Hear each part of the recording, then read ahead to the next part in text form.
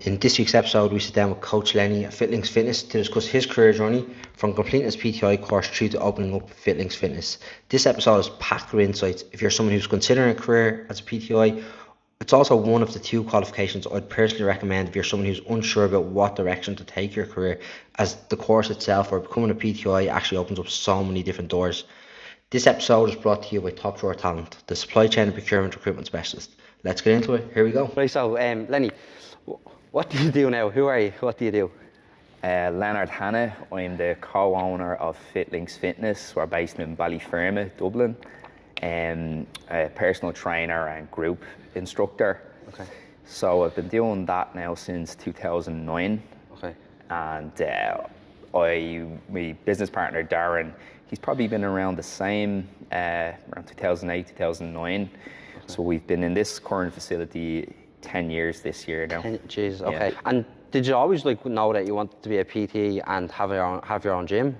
I definitely wanted to have my own place. Yeah. I worked as a hired personal trainer in other gyms before. The very first gym I worked in, I was a fitness instructor / personal trainer, and did that for a few years before I kind of went out on my own as well. Right, okay. Yeah. And then in school, how did you get on in school? Did you play sports or what was it like for you? Not weirdly, the people ask me that, what did you do? Because so many, and I've so many friends who are trainers who had a bit of a sport background. I didn't. No. I didn't do any type of sport or anything like that. I probably started going to the gym when I was about 16. Right, okay. And I just fell in love with that. And none of my friends at the time trained or went to the gym. I used to go after school. I remember doing my leaving cert exams and bringing my gym bag in with me to cycle to the gym. I couldn't wait to get out of there. You're probably in the Carlisle like everybody else, right? Yeah, the Carlisles. I started off in the Ivy Grounds gym. Okay. It's just off the Crumlin Road. Don't know if it's even still there, but it was. It may be, but it was probably one of the best gyms I ever trained in. Right. Small, old school, rusty dumbbells, but it was great. Like the Crumlin swimming pool gym. That trained in there as well. It's tiny. Definitely, the pool and stuff. Old school. How did you get on in school? Were you quite academic? So I wasn't. I loved school. Loved the me mates and having the crack in school. Right. Probably wasn't very academic. Okay. Found it hard to sit still. I probably have some undiagnosed ADHD possibly, right, okay. And maybe I'm thinking back, maybe is that why I couldn't sit still, but I loved school and all my mates, but couldn't wait to get out of there. Okay. Again, I loved English, I loved art, science, right. Hated maths. Irish and stuff. So on me leaving cert, I'm pretty sure I think I failed maths and Irish. Okay. I think I failed both of those. But I kind of knew at the time, I was like, college isn't for me. So you had made that decision early on. I think so. Yeah, I didn't know what I wanted to do. I was I had no idea. I knew I just loved going to the gym, but at the time, didn't really see it as a career. Right. Probably should have started a bit earlier, but at the same time, I think probably wasn't mature enough either. Yeah. Did you have career guidance when you were in school? Or did they advise you on anything? No. They tried. Not really. I feel. So my eldest brother was a painter and decorator. Okay. And he kind of left school, did his apprenticeship.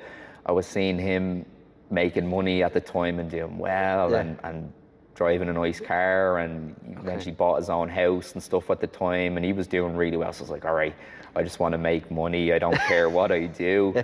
Went to some local job centres just to inquire about apprenticeships and stuff. Okay. And a tiling apprenticeship came up and was being advertised. I was like, that might be a little bit sort of arty as well, or kind of creative a little bit as well. Anyway, so that was something I thought. I was like, I might have an interest in that. I'll give it a go.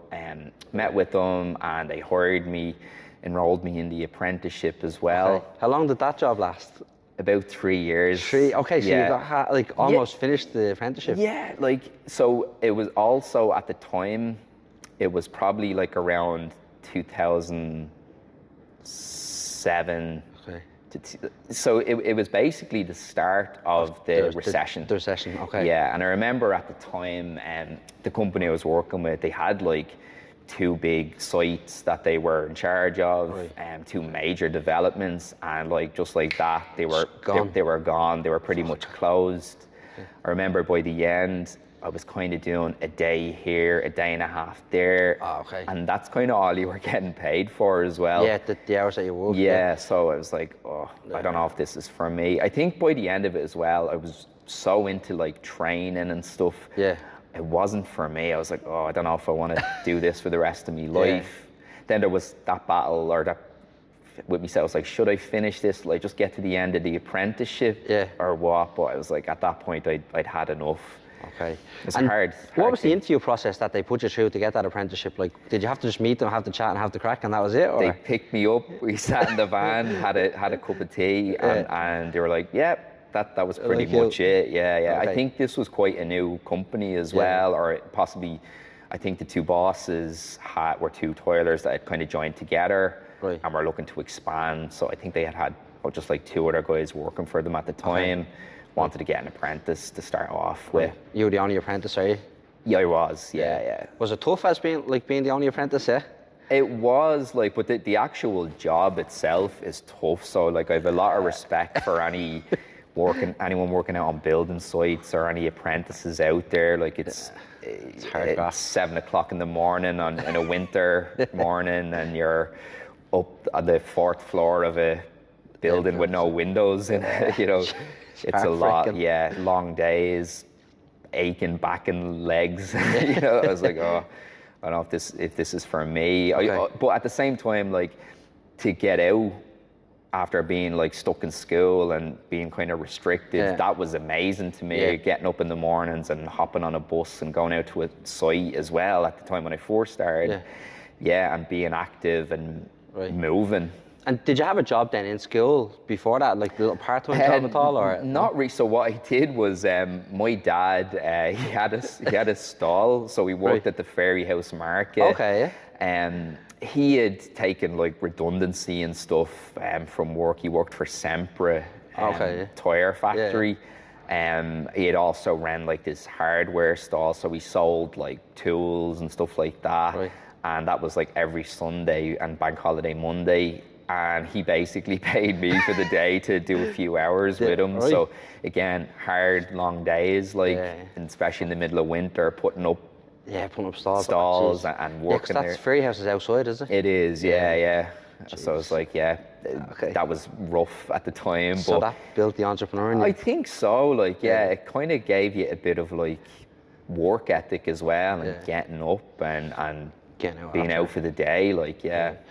And so the apprenticeship then finished up like after 3 years, right? So was it a case then that you were like kind of in limbo with no job, kind of, and looking at what you wanted to do? Or? No, like, so I had, for the personal training course I had basically paid for that myself. Okay. And I had worked while I was doing that as well. Yeah. And then I eventually, once I got qualified, I actually got hired by a gym pretty quickly after it as well.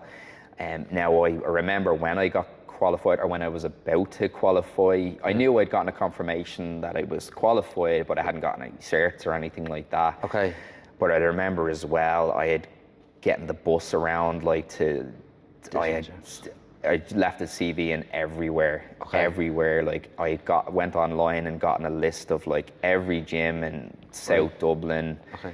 A few in North Dublin, some in city centre, and I went in and physically handed in my CV to every one of them. Okay.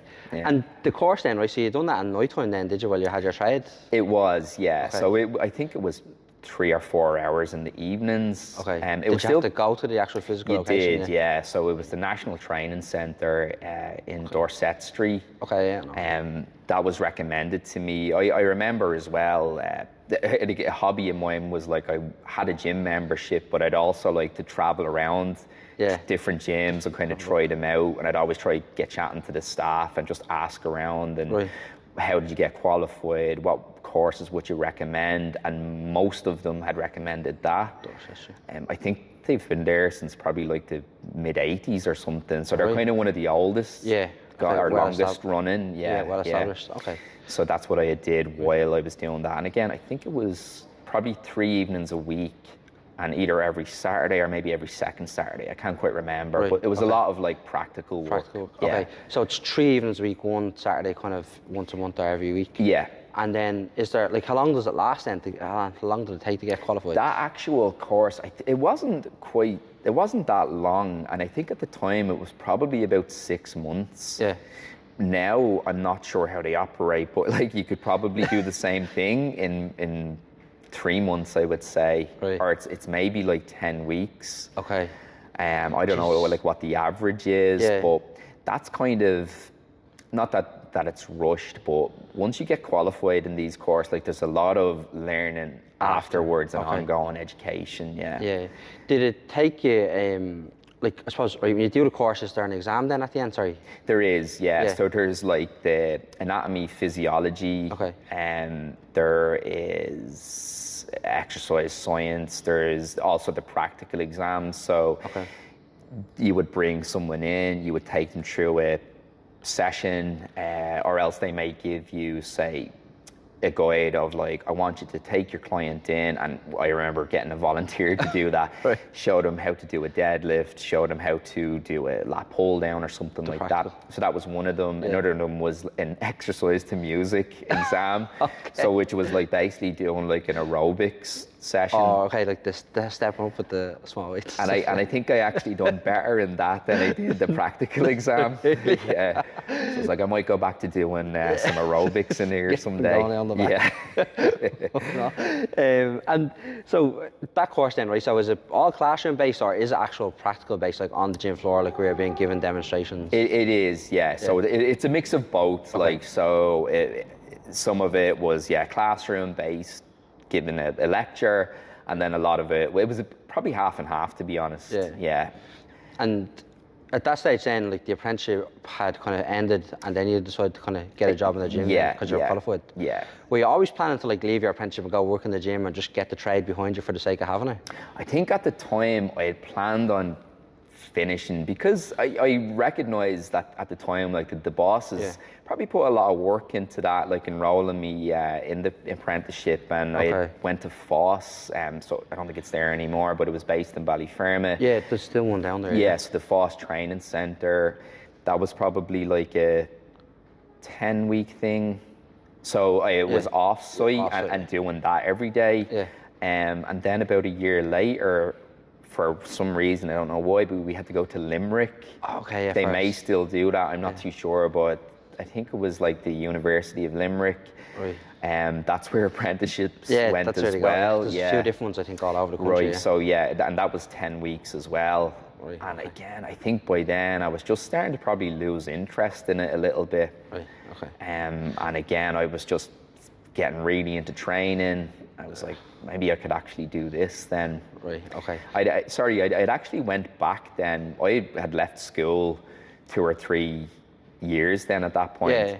And I actually contacted my old principal at the time.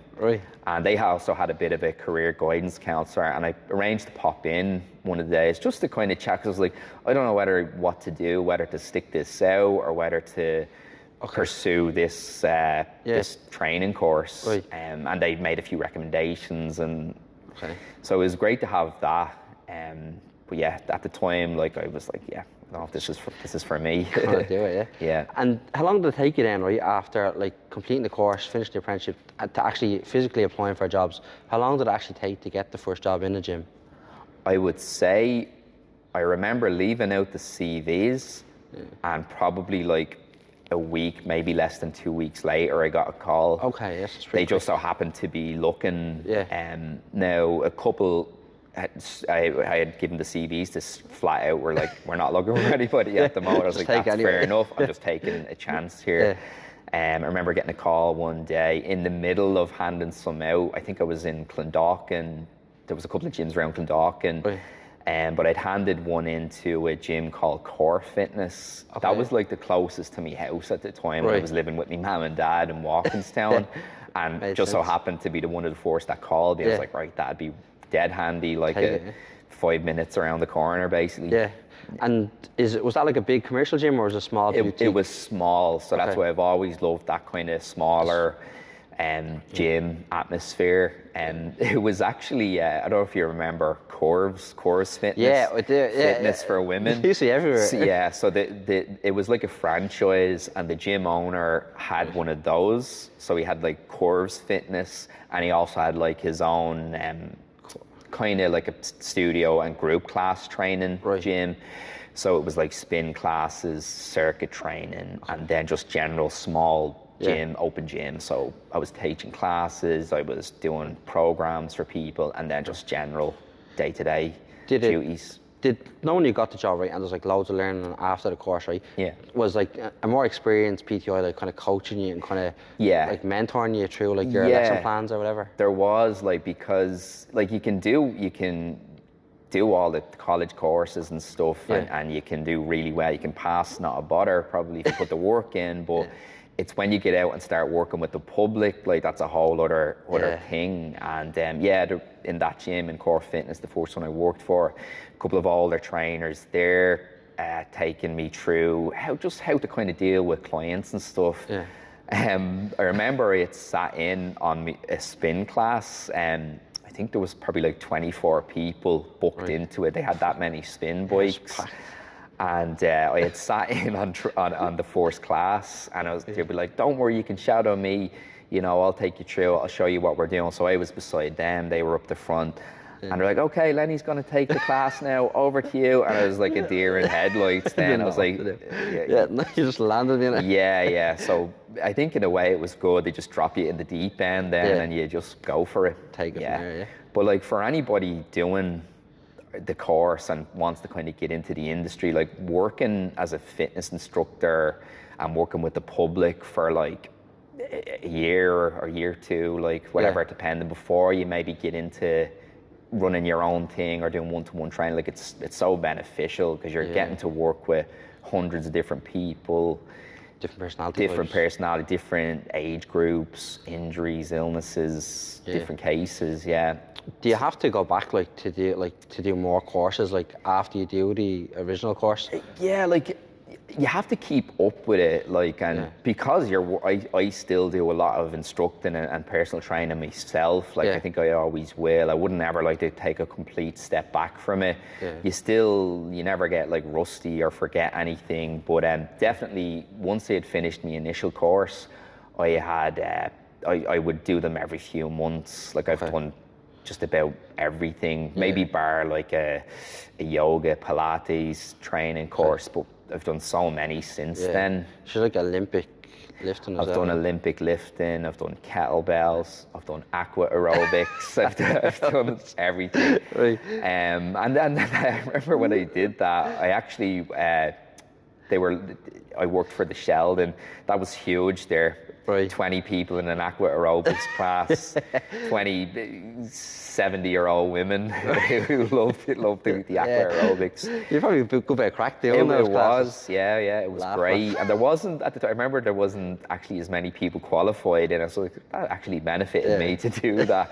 But I was like, I didn't care. I just wanted to kind of learn everything, to be honest. Does it help like with the earning potential of the job, like to get the different courses under your belt? Yeah, absolutely. Like I'd look at certain courses and I was like, right, at the time, I'm a bit more picky now. When I first did it, I was like, I want to do everything. I don't care. I want to have as much chance as I can of doing well and getting employed and making money. Now, if I'm going to sign up for something, I'll kind of look at it like, okay, how will that benefit me, and what could I potentially earn out of that? So that's another thing. Like, but 100%. If someone is looking for Olympic lifting, you have that qualification. So there's just more potential to earn. Okay. the more experience and qualifications you have. As a PTI, like in a gym, right? So are you like self-employed then from like day one, or are you like a PAYE employee, or does it just depend on the gym? It can depend on the gym, Yeah. yeah. So you can be self-employed and maybe rent, A space. pay a monthly rent, which I've done as well. I've also worked as a trainer where you're being paid by the hour. Yeah. So there's fitness instructing, which probably back then it was just like a general basic wage, Yeah. like anything. And then being employed as a personal trainer, you would be paid that little bit more. It's a little bit more specific, and maybe what they're charging that client or for that membership is a little bit more. So you would be paid a little bit more. Okay. Yeah. Is it in terms of like the instructor course, right? When you go on it, right? Does it take you long to start earning more? Like, can you do it like pretty quickly, or do you think you have to do that kind of hard kind of year or two in the gym? I would say you do, or back then I think you did. There's so many brilliant courses now. There's like unbelievable courses that are out there now, and I would say with those now, you probably like they're basically, they're not only teaching you how to be a fitness instructor, but they're also kind of training you on the business end of things and how to like really make money doing that and making it an actual career. Okay. But I still sort of believe that doing a bit of a slog and maybe getting out and working for like just for the moment like a basic wage to get your experience up is really beneficial, because maybe some do go on and they earn money, really good money straight away. But I sort of felt like, all right, I'll get me training course done. I'm not going to go out and start charging 50, 60 quid an hour when I have no experience doing this. So I was like, right, I'll get me confidence up. I'll work with lots of different clients, and then once I'm experienced and I have a few more sort of courses under my belt, then I feel like I could start running a better service and actually charging for it and making money for it. But I remember like when I first started, 2010 is when I first started properly doing one-to-one training. And then 2011, like I remember having a really good year of earning money at the time. And then just kind of built it from there. Were you like more like financially motivated, right, to like earn more money, and that was the reason behind becoming like an entrepreneur? Or was it like you wanted to help more people but you wanted to do it on your own terms, or was it a mix of both? It was a mix of both, actually, to be honest. I liked not having to answer to anybody or having anybody say, right, you have to be in at this time and you can't have that day off, or not that I had, like, but I was like, I think I wanted a bit more freedom as well. And I think that's the great thing about doing something like this. So I have a very good balance of like family life, and you can take holidays when you want, and it just makes life easier. It's like the hours that you're kind of working out, right? So like sometimes like a PT can be like, morning time is absolutely mental, and then there's like nothing happening in the middle of the day, and then the evening it's packed as well.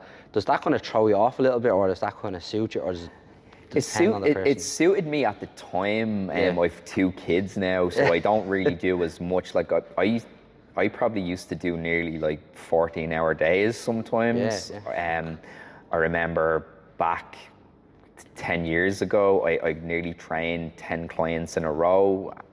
That was probably the most I ever did. That'd be at like 10 hours. Mine was all one-to-one, one after the other. I look at it now and I was like, that probably wasn't right, because although I was happy to be busy, the first client of the day, all good. The last client of the day, you're tired. They're maybe not getting the same quality as the first few got. But we got there in the end, I suppose. But in some ways I like that. I think about like if I ever did go back, I was like, oh, I don't know if I could do a 9 to 5 or be stuck commuting in traffic at peak times. I'm kind of in first thing before peak traffic, while everybody's kind of getting ready to leave maybe, or else I'll be in the evening, I'll finish a little bit later. So I think I like the mix, some early mornings, some evenings. now, but like when I first started, it was morning and evening, so you can only kind of keep that going for so long. Yeah. And now, right, that you're a business owner, right, you obviously hire people or hire PT staff. Yeah. What do you actually look for when you're hiring like a PT? Someone who, like, even the qualifications, like they have to be qualified, obviously, but that doesn't really matter to me as much. Like you could be like the most qualified person, you could know absolutely everything about training, but if you don't kind of have good rapport with people, or if you're not quite approachable or just good with people, you're not going to last doing it. So you need to have a bit of a mix of both, to be honest. So someone who's friendly, approachable, and then who's reliable and willing to put the work in, and willing to learn and not get wound up if they're asked to do certain things. Like, I'd never ask anyone to do something I wouldn't do myself. I've been there, done that. I've scrubbed toilets and gyms for a minimum wage, as well as doing every class in the gym, you know. Right. Is that part of it, like when you're working at a gym, is like part of it is like cleaning the toilets and so, some people would be like, you're a glorified cleaner.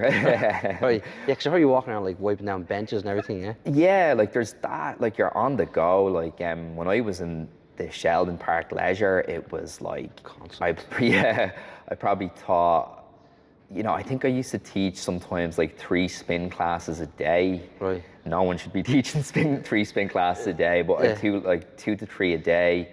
I would teach maybe 2 to 3 more classes on top of that. In between them, get a quick shower, back down onto the gym floor. You might have a couple of assessments. So back then, like someone new joins the gym, they're looking for a program. You have to show them how to use everything.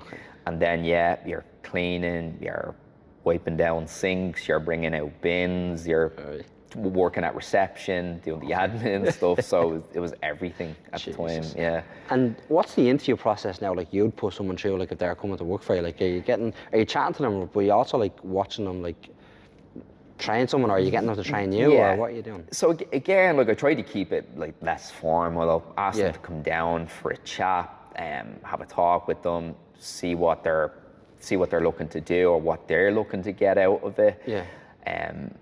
And then I would usually give them like a little trial of, say, a week, just coming in and kind of shadowing us and seeing how we operate with things, and how we coach classes and stuff like that.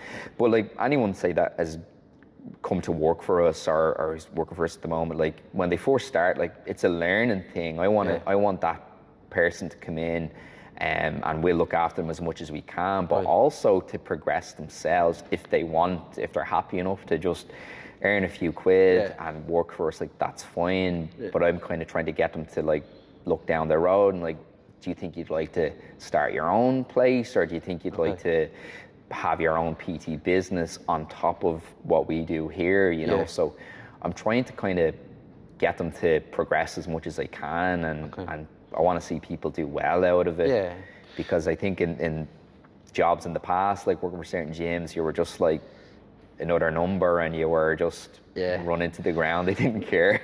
Do you know if someone comes to work here or work in another gym as like a normal employee, right? But then they start doing like the one-to-one training, right? Are they paying the gym for that one-to-one training, or are they taking the one-to-one training like profit themselves but just paying for the space? So or does it depend? We don't. So as long as it's not done on shift for us, as long as it's like not done on shift, and our shifts, they're not like 8 hours long or something like that. Ours is all appointment based, so it could be like a 5, 6, 7, 8 o'clock slot, and they're coaching that.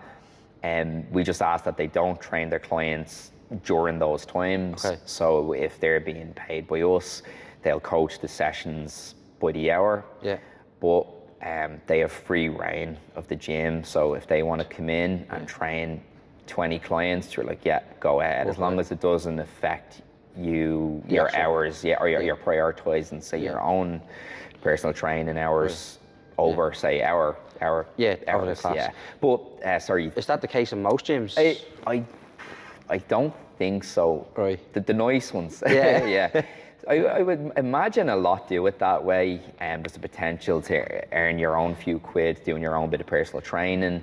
And some may ask for cover in lieu of paying hours, sort of like maybe they'll pay that person for a certain amount of hours. They can do their own bit of personal training, but instead of you maybe paying a rent or something, you maybe cover an extra few classes for us. Yeah, kind of give it a go. Then some maybe will do paid hours and possibly pay to use rent or something. Yeah, I have approached places as well where they'd be like, we'll take half of your personal training fee. I was like, that doesn't really work for me. You know, doing it that way is a great way to start off. Yeah. But I think in the long run, if you want to really make money and do well and have a career, you need your own thing going. Okay. Either working out of a gym, possibly paying rent or doing it the way I said it, or actually just taking that leap and setting up your own. Your own. Was it studio. a big decision to come and like open up a big facility? Yeah. Like, had you kind of progressed up to it? Like? So like the first facility I had gave me a bit of experience with like paying rent, paying rates, all the other bills that are on top of it. And the second one, when I eventually met Darren there, that was a bit bigger again. We kept it ticking over. It was all good. Right. As I said, we had a little bit of a client base to come then to bring them over to this current facility. Okay. But yeah, it is like we didn't make profit for probably a year then. Right. Okay. We kept it ticking over. We were making a little bit out of it maybe, but just enough to kind of pay your bills, pay bills and stuff and keep ourselves going. So we were basically running like a membership facility here that was going towards paying all the bills pretty much until we could get it more established. And we each did our own personal training, and that's kind of how we survived and kept food on the table by having our own clients. That's how we were making money. What's the best way to go about getting new clients if you're a PT? Like, is it just like Facebook, Instagram? Is that like vital to your business? Now it is like, like at the time it was probably actually more Facebook. Now it's for us, it's mainly all Instagram. Haven't really experimented much with other sites like TikTok or something like that, apps. Like I'm old school. I'm like when I first started, I was going around sticking flyers indoors and doing leaflet drops in cafes and hairdressers and beauty salons and stuff. I'd stand up at the school gates at 8 o'clock in the morning to catch parents and stuff as a kid to hand out flyers and business cards. So again, I think I've had that bit of mentality about me. Like so. A lot of it as well is word of mouth, which is the best huge, for us. Like someone who's a member, like I think my partner might like this. Any chance they could come up and try out a session, or friend or colleague or something. But a lot of it is Instagram, social media. Our website actually does get a lot of hits. A bit of a mix. If you're like, does it help like having a business partner then when you're becoming an entrepreneur? Does that help you? I think for me, with Darren, we work quite well together. We're both pretty laid back. And very chill. That's another thing for people who are maybe setting up a business, something to consider. As long as you're both on the same page and everything is sort of fair and 50-50, you might have one who maybe is a little bit better doing the physical stuff or doing the online stuff, or maybe like one is in charge of doing the banking or the accounting, whatever it might be. But each person might have their strengths. But when things get hard, it is nice to have someone to kind of fall back on or bounce ideas off, or just having the trenches with you. All goes to shit. Yeah, exactly. But if someone's interested, like in coming down to train, like what way does it work, or how can they get involved? Most people will contact us first. So I actually get a lot of texts. I'll still get people who actually call. Generally those people are the ones who are a bit more serious. We're forever getting, people send a random Instagram message. You'll give them all the information, they'll ghost you, or they might ask a couple of questions and then you'll never hear from them again. To be fair, some people that do that are still on the fence about it. They might message back and forth. We've had people talk to us for maybe online maybe 6 months before they've actually Showed up. Yeah. had the courage, or they just decide like I'm going to go, because it might seem a bit daunting. No matter how much information you give them, Yeah. you know, they might not kind of come straight away. But yeah, they usually contact us first. I'd like to kind of speak to them on the phone. Right. I'll give them all the information. I'll give them a free trial session. Yeah. If they're still on the fence about it, I'll let them come in for a couple of free sessions, because it's hard to kind of get a feel for it if you come in for an hour and just try out a session. And nine times out of 10, they'll sign up. Yeah. Yeah. You just kind of, I think it takes probably 2 weeks to kind of settle into it. Yeah. It's a very different environment, right? So like, obviously you have your commercial gyms, like your big corporates, right? Then you have like a semi-private gym like this, Yeah. where you've got your own bay, you're not moving. Then you've got like the one-to-one stuff. What's best? Is it like individual based, like what kind type of gym is best suited to you, or what type of person is this gym specifically suited to? Do you know what? This one is actually a really mix, to be honest. Yeah. So like, we could have like a 22-year-old girl, we could have a 65-year-old woman, we could have someone who's pregnant, we could have a lad who is looking to get stronger for sports, so do sport-specific training. So to be honest, it's a real mix of people here, different age groups and stuff. So we try to kind of market it that it's like all age groups, all fitness levels, and I think that works for us. It might not work for everybody. Maybe like really advertising something that's specific and picking something that you really want and really going all out, looking to get those types of clients, you know, whether it be exercising the elderly, female only, bodybuilding, whatever it might be. But like, we always try to, we don't have mirrors here or anything like that. We try to keep it, I don't know where that started, we just never put mirrors. But people kind of liked that. It's a very like friendly atmosphere. And that's kind of what we always try to market and keep that sort of feel. That's why people who've come and be like, oh, I was really intimidated at the thoughts of coming, but when I got here, I saw it was friendly, it was a really nice atmosphere. And that's something we've been doing now like for like 10 years, and obviously try to maintain that. It's and you come in as well, your name's on the board and your workout is up there for you, and you've got your own base, so you're not like running around looking for different weights, or I feel like putting the weights in front of you. Like I feel like we've always had a very personal touch, and like we always want to maintain that right from the beginning, and that you greet everybody, you know everybody's name, you have a specific plan for each person. Our sessions are all planned in advance. I mean, that's what people are paying us for. They want a structured session, so we're never throwing in random exercises or random workouts just to make them sweat. It's very specific, and that's something we've always tried to maintain, and we'll continue to maintain and progress each week to see that client get stronger, get fitter, be more flexible, or whatever they want to do based on their goals. Okay, cool. And then the sessions, what days and what times do your sessions run? Or so we open Monday to Saturday. Have yet to open on Sundays. Possibly will in the future if we can get a few. But no, Sunday's a rest day for people. It's kind of morning and evening sessions. And they're, as I say, like 6, 7, 8 p.m. These are the semi-private sessions? Semi-private. So sorry, we're all semi-private. We only allow a maximum of 8 people in each session. We have 8 squat racks, 8 benches, 8 barbells.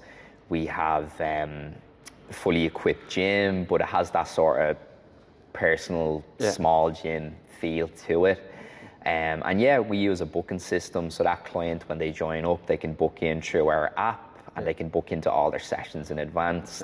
We know who's coming to each session, so at the start of the day, we'll have a plan written out for that person. And say, mainly all strength and conditioning based, mainly all lifting, strength training with some mix of cardio and conditioning training.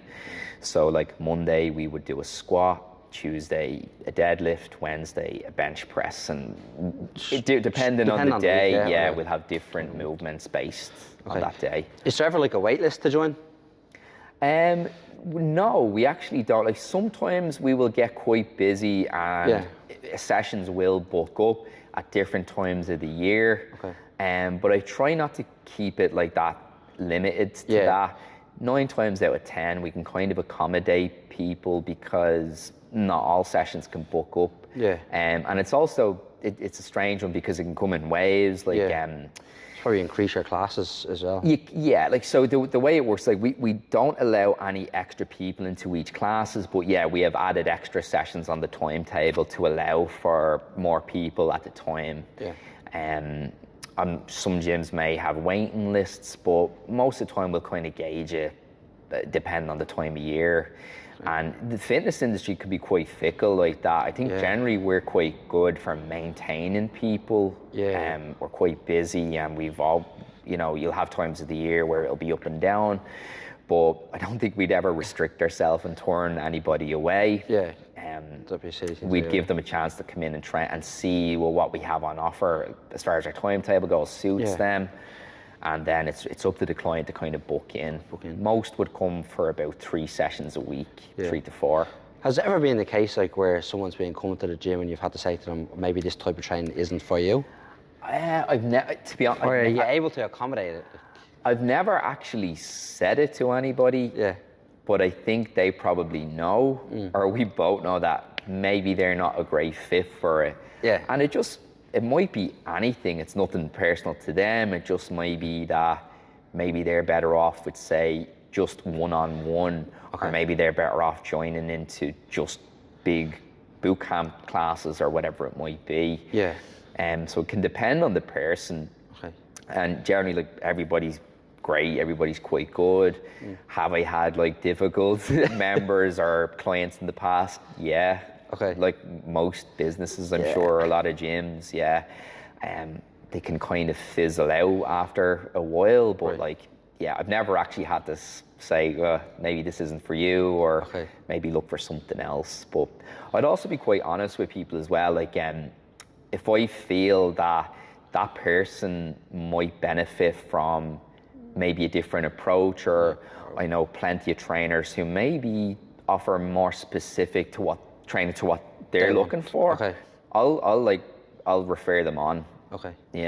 And what about like competitions? Like, does the gym get involved in like any kind of competitions or things like that? No, are you staying away from it totally? Not at the moment. I don't know if it's something I want to get into. It's you know, we do, you know, in the past we've run like member days where we've done like group workouts that may be more competition based.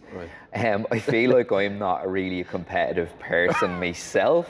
Not that I'm lazy, but like I've always just trained for me. I'll always will. It's just part of my routine now. And so we've never gotten into any of the like high rock stuff or anything like that, which has become huge now. It's massive. And I sort of feel like what we have, this would probably be like the perfect gym for high rocks. I don't know, like I've never. Would you have to do high rock specific classes though, like because it's very different? And that's the thing, and it's probably a great way of making money because it's so popular. I could put on high rocks classes, which I don't know. I think you have to pay a fee or pay to be affiliated with it. I'm not too sure how it works, but I feel like if I was going to put on high rocks classes here, I'd want to be competing in it, or taking part in events, which I've yet to do. Don't know. Have you ever competed at all? Have you? Or no. I always just did my own training. That's why people are like, are you doing any competitions? Which I think it's cool. Like, it's just not something you want to do. I have done. I've trainer friends who do powerlifting competitions, bodybuilding, a lot of high rock stuff. But I don't know if it's. Have you bothered? We'll see. Maybe in the future you get roped into it. It's a weird one because like I love training and I love instructing. Would I like to spend my weekends out? I want to get away from the gym sometimes on my weekends off. It's a strange one because like I'm not 100% sure on what's exactly involved in a high rocks event, but I know like some of the stuff that is involved. I was like, that's probably stuff we've been doing week in, week out here for like 10 years, you know. Yeah. A lot of sleds, a lot of, you know, Except the Astro. yeah, farmers carries, all that kind of stuff. Yeah, like, I'm like, I don't know if I want to pay to take part in an event to do that on me days off. Paying to beat yourself. Yeah. But I think I think it's brilliant. One thing I'd say about that is like it seems to be really accessible to people. Yeah. So anyone from any age can do it. It's pretty cool. It's a nightmare to get tickets for it. Yeah. I think I actually did look at doing the Dublin one, right? And I think I went on the day the tickets were released, and there was like 12,000 in the queue to get access to. Yeah, or a waiting list. There was like no tickets available. I was like, fair enough. It could either get like only bigger, or I'm not sure kind of where it would go from there. Like people are probably happy to take part in events and maybe build on that. Like, but starting in the fitness industry in 2009, and not to call it a trend or something like that. There's been loads of different. But there's just so many different like trends that come and go. It seems like it's like the next CrossFit, but it's a little bit different. Yeah, and I think people don't like comparing it to CrossFit, but it feels like it's kind of that type of buzz around it. I mean, CrossFit is still huge and popular, like, but this seems to be becoming even bigger than CrossFit. Yeah, it's huge. I mean, before CrossFit, it was like so many different kind of trends come and go. Like there was TRX classes. I remember people were like, "Have you heard of this TRX class? It's supposed to be amazing!" Like, and everybody was doing it, you know.